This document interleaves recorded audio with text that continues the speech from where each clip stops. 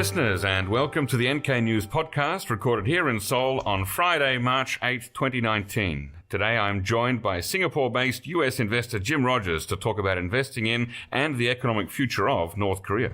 But before that, an announcement. Once again, NK News is offering a free year's subscription to one reviewer who reviews this podcast either at iTunes or at other platforms. And don't forget, you can save $50 off your annual NK News subscription by using the code podcast at the checkout. If you enjoy this podcast, please share it with others. My guest today is famous US investor Jim Rogers. He is a Wall Street legend and former partner of George Soros. After attending Yale and Oxford universities, Mr. Rogers co-founded the Quantum Fund, a global investment partnership. He did so well that he decided to retire at age 37, which makes me think that I've done something wrong in my life. Continuing to manage his own portfolio, he kept busy as a full professor of finance at the Columbia University Graduate School of Business, and beginning in 1999, he drove for 3 years on his round-the-world Guinness World Record journey, going through 116 countries, covering more than 245,000 kilometers, which was recounted in his book, Adventure Capitalist, The Ultimate Road Trip. Thanks for joining me here, Jim. I'm delighted to be here, Jocko. Thank you so much for your time. So let's start. The Trump-Kim summit last week. I presume you were disappointed, but were you surprised? Of course I was disappointed. I hope everybody was disappointed. And I was surprised, yes. I thought that Mr. Trump knew he had to get going, get this done, and then there's no reason not to. It sounds to me like somebody had a bad interpreter because North Koreans said one thing and the Americans said the other. They both couldn't be right. That's right. There did seem to be a serious case of mistranslation or misunderstanding. Something went wrong there. Something went amiss, didn't it? Definitely. Now, has the result or the failure of the Vietnam summit made you change or delay any business or travel plans you might have had? Well, it's illegal for Americans to go to North Korea, so I have no travel plans to go to North Korea. If it were legal, I would certainly be planning to go. Yes, but other than that, no, I haven't changed anything. There was a curious story not long ago in a South Korean vernacular newspaper that you had obtained an exception from the State Department, and you were about to visit North Korea. Was that all a bunch of hot air? Well, now I know fake news firsthand. I still am stunned and dupified as to how that could have happened. I knew nothing about it. It said the source was the South Korean government. The South Korean ambassador called me and said, "What's up?" I said, "You tell me what's up. I don't know what's going on." It's interesting, Jocko, that the reporter never called me. So I find it very strange. Not how journalism should operate, is it? Well, it's not the way it's supposed to be. That's not what I was taught when I was a lad. Now, are you in regular contact with U.S. government insiders, and are they telling you anything? Absolutely not. Why would I want to be in touch with the U.S. government? Well, to get the jump on other investors, of course. No, there's no way to get the jump because until it's legal, there's nothing anybody can do, and it's all going to be legal on the same day. Okay, well, let's talk about Korean unification. I've heard that you're quite optimistic about the prospects of an early Korean unification. Is that correct? Absolutely. It's going to happen. It's going to happen before most people expect. So do you believe that people in North Korea really want unification? If you had a choice of living in North Korea or South Korea, Jocko, where would you live? Well, that's an easy question. Of course they would. I know it's an easy question. Of course they would. But that's asking me. But if you're asking me, would I trade my position in North Korea for a possibly lower position in United Korea, that's a much more complicated question. Well, even if that were the question, there are not many that would have to face that. You know, most people would have a better lifestyle, a better life, etc. And I don't know what you mean by, maybe the general in the North Korean army would have to be a colonel in the South Korean army or the United Korean army, but big deal. What about people in South Korea who you have talked to? Do they really seem enthusiastic about unification? Well, most are for it. Some seem worried about it. They think it'll cost them money, which it will not. Both South Korea will certainly save a fortune on defense. North Korea will save a fortune on defense. So there are many things that would go right. So this would not be expensive for either side. So the few people I know who have questions, once they understand, don't seem to have as many questions. The only exception to that is, which I find peculiar, is that some people say they like to have the American army in South Korea to defend them against the Chinese. Well, I don't expect we're going to see the Chinese taking over Korea, united or not, anytime in the next many decades, if ever. Now, I have a quote here from the Christian Science Monitor, an article in May last year about South Korean sentiment on unification. It says here, overall public support for reunification has steadily declined in South Korea, where 57.8% see it as necessary, down from 69.3% in 2014, according to a survey published last year by the Korea Institute for National Unification, which is funded by the South Korean government. But among young people, many of whom aren't swayed by appeals to ethnic heritage, the number is far lower. According to the survey, only 38.9% of those in their 20s say that reunification is necessary. End quote. So it seems to me that the older generation is passing away, but the younger generation, not too enthusiastic. Now, of course, unification is a dream that we can all pay lip service to, but in terms of do you want it happening this year or in the foreseeable future, a lot of people are saying no. Well, apparently that was last year. So that was last year, the date on that survey. I would suspect by the time it comes around, yes, there's always people who against anything, any change at all. But I suspect by the time it comes around, there will be enough people for it so that it will happen. Do you see a unification of the two Koreas as a merger of two equal parties or as an absorption of one by the other?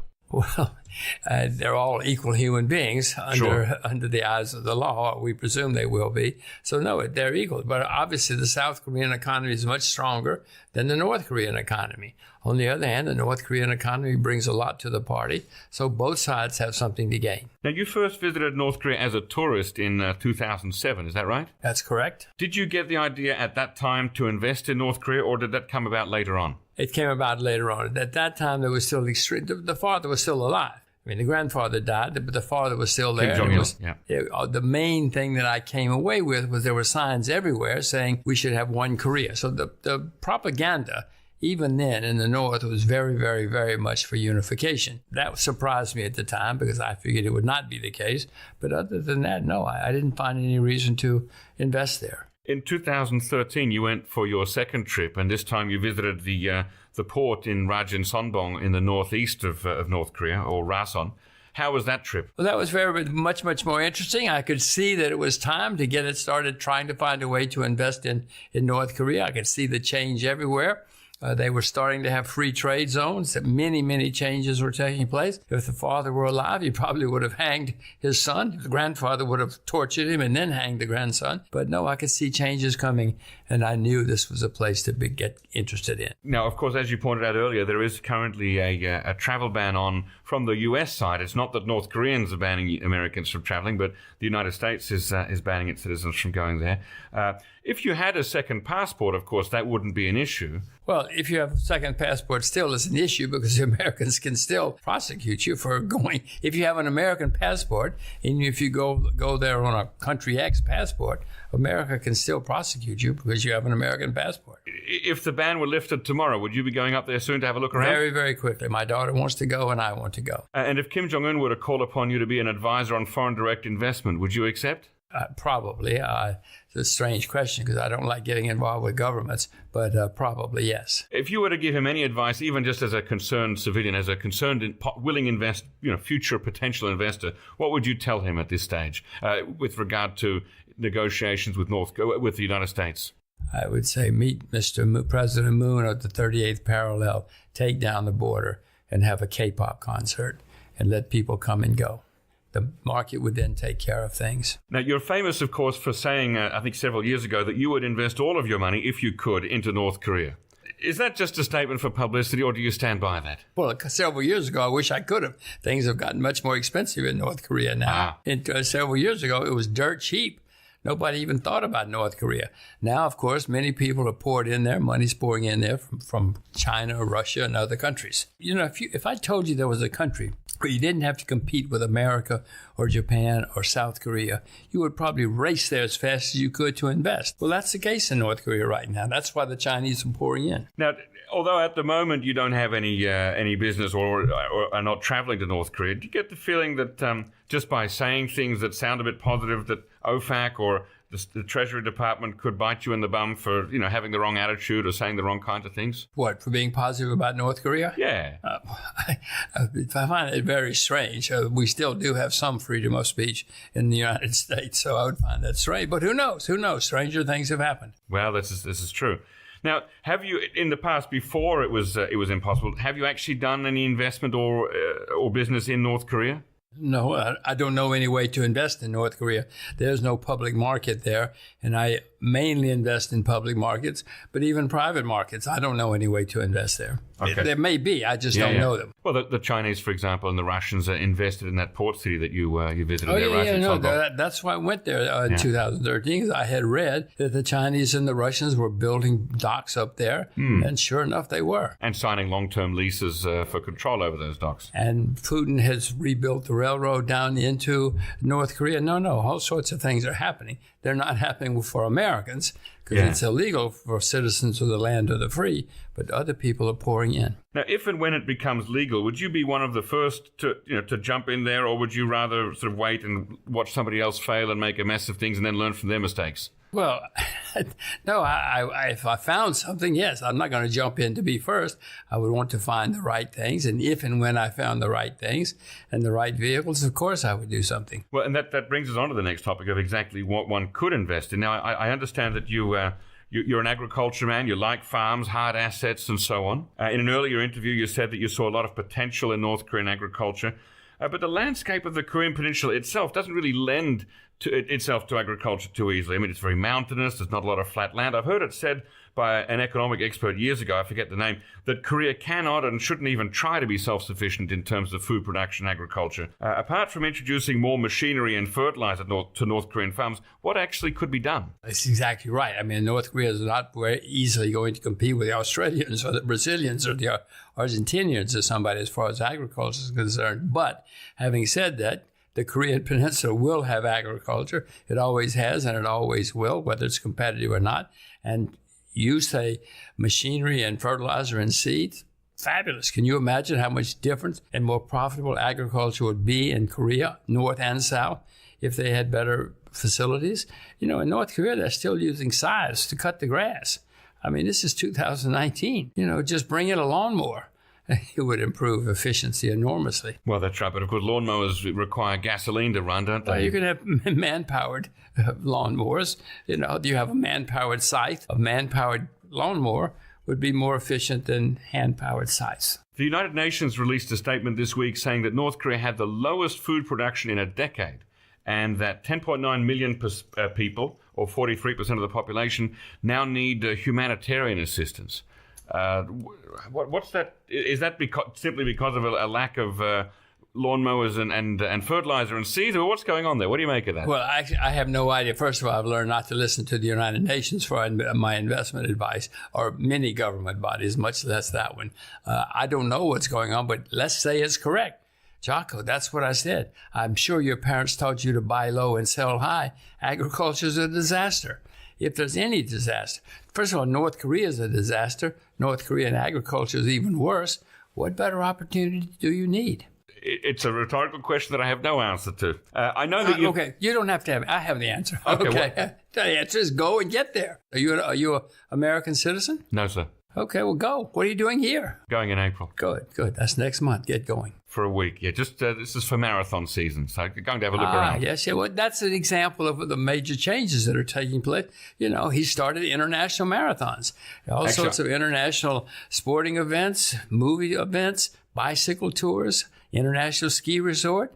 I mean, the father would be appalled if he knew these things were happening. Much as I hate to contradict you, sir, on the podcast, the marathon has been happening since the 1980s when the grandfather was still alive. That's a long-term event. Well, I think we're into year 30 now. If you say so, and I'm sure you're more knowledgeable than I am, but I thought that only started again under Chairman Kim. There may have been some years off. This is true. Now, I know that you've said that mining is a good sector to invest in, and of course this is one that has been talked about by a lot of people. Some people in the 90s and the 2000s have tried to invest in mines. I remember there was an Australian company. There's been a number of Chinese companies.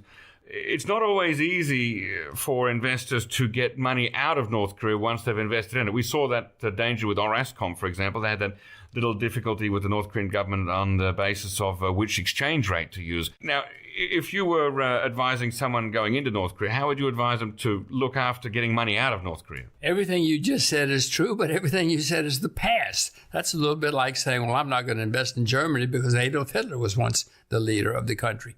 The past is the past. If you're going to invest in Korea now, North Korea, you will certainly get arrangements. You'll be smart enough to make arrangements to be able to get your money in and out. What surprises me about that deal with the Egyptians was they hadn't figured all that out.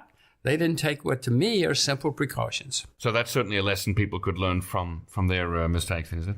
Again, I don't know. I don't know them. You'd have to ask them. But I know that most people, when they put money into a place, figure out how they're going to get it out if they want to. What other sectors, apart from mining and agriculture, do you see as being promising? Tourism is going to be staggering, not just in North Korea. Most people in the world, if they think of going to Asia for a holiday, they don't think of Korea because of the war. They think of China, Japan, Bali. They think of many places and not Korea, not South or North, because of the war, because of but that's going to change. Once North Korea opens and people realize there's no war, they're going to want to go out of curiosity. And once they get to Korea, they're going to find out their major historic sites, beaches, mountains, food, all sorts of reasons to visit Korea, North and South. And so Korea is going to be on the tourist map for the first time in decades. I'd like to believe that's true, but even if the war is finished and the two countries have better relations, I mean, it's still a small country stuck between two very large and famous ones. It's always going to be overshadowed by Japan and China, don't you think?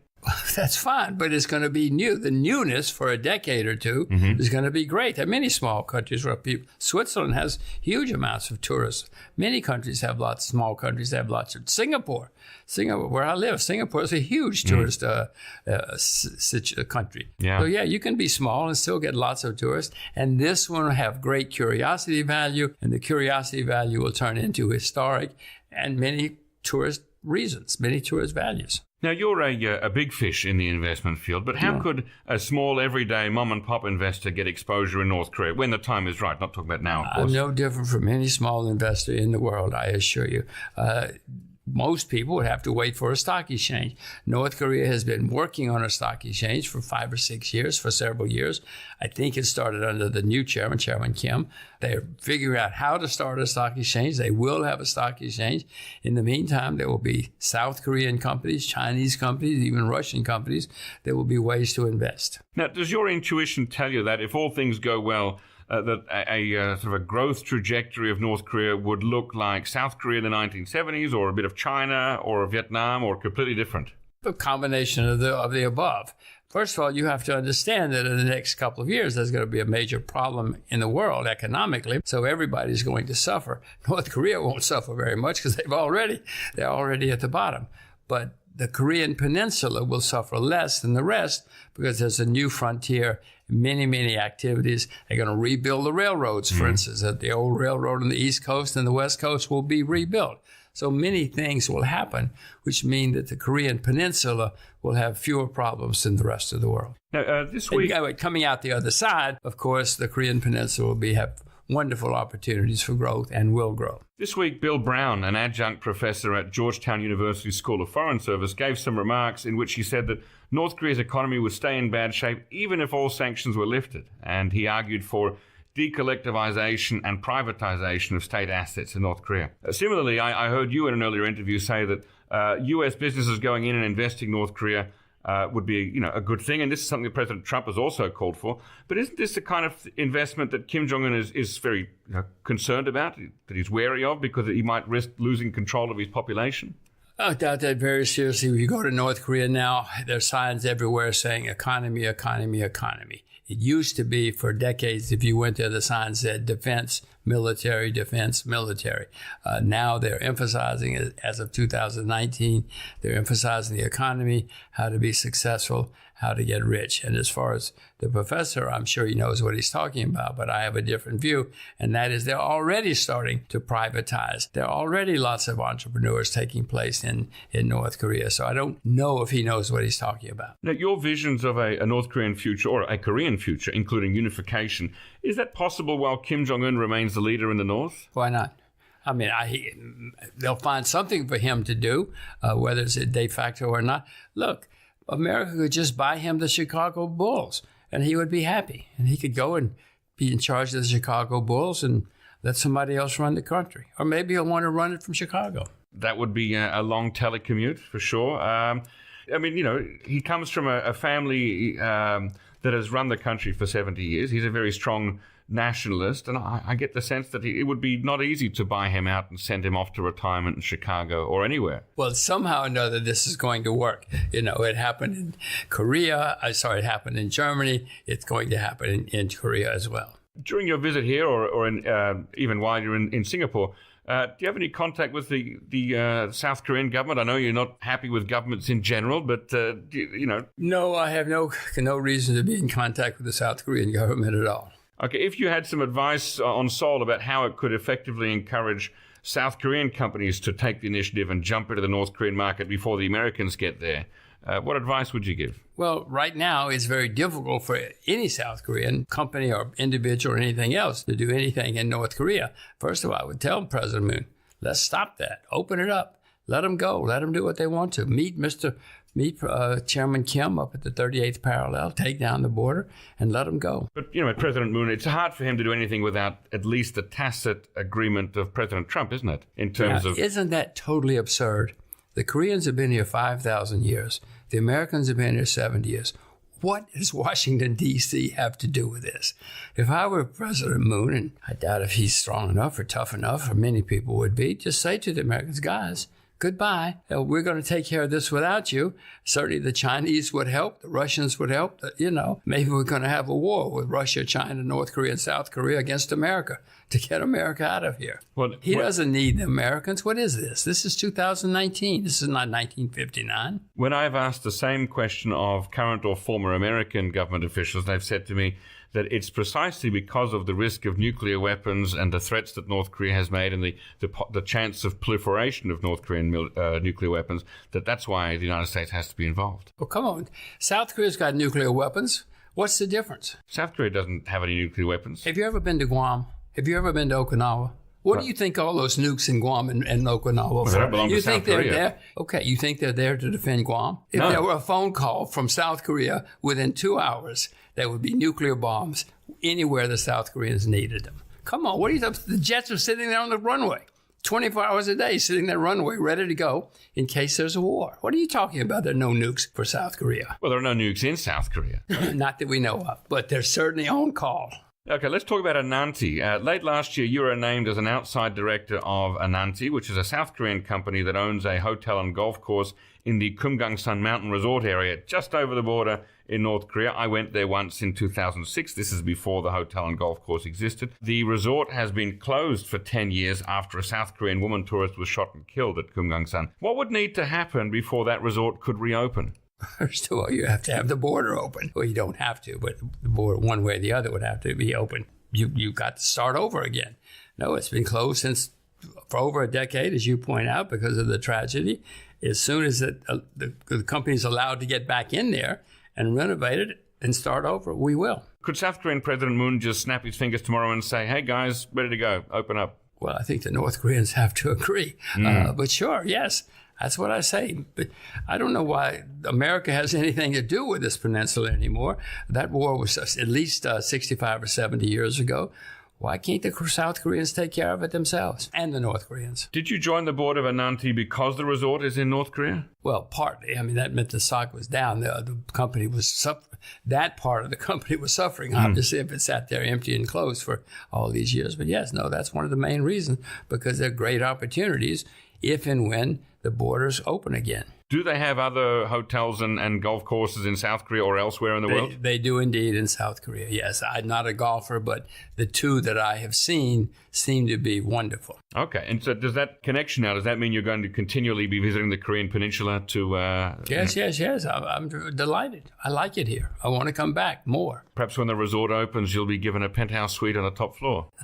I don't know if they have penthouses. I'm not a golfer, as I said, so I doubt if I will be spending a lot of time on golf courses. Now, I know that you're on the run today to 3 other interviews before you take the flight back to Singapore. Thank you so much for stopping by today before going to the Seoul Economic Daily. Do you have any last words for us, advice or thoughts on Korea and the Korean Peninsula in the future? Well, I would say to everybody, start getting prepared, because this is going to happen. There are going to be huge opportunities, as there were in Germany, as there were in Vietnam and other places. And it's going to happen whether we like it or not. I happen to like it. Doesn't matter, though. it's going to happen. So whatever happens, you'll be here for it. I would definitely be here. I would definitely be engaged. Have you thought of relocating here from Singapore to South Korea, just, so you're on the front lines? Very unlikely. I have 2 young daughters, and my main reason for living in Asia is so they speak Mandarin, and they don't speak Mandarin in Korea. We've got a good Chinese school here, actually. I know some people who send their kids to it to learn Mandarin. Well, that's fabulous, but in Singapore, the taxi drivers speak Mandarin, the shopkeepers speak Mandarin, so there's more exposure to Mandarin. Excellent. Well, when I find a Mandarin-speaking neighborhood, I will take you there to go house hunting next time you're here. Please let me know. Thank you once again, Jim Rogers, for coming on the NK News Podcast. It's been a pleasure talking to you. My pleasure. Don't forget, listeners, you can check out all of our shows as well as read full bios and show notes on our website, nknews.org. NK News is the leading repository of North Korean news, research, and analysis, and we hope to see you there. You can get feedback, comments, questions, or guest suggestions to podcast@nknews.org. Our podcast is produced, as always, by Arias Dare and facilitated by Chad O'Carroll and Christina Lee. Finally, a reminder that 1 reviewer per week will get a free subscription by sending a review of this podcast. So review us after listening, and you might win. And a $50 discount on your NK News subscription is available by using the code podcast at the checkout. Thanks, and check us again next time.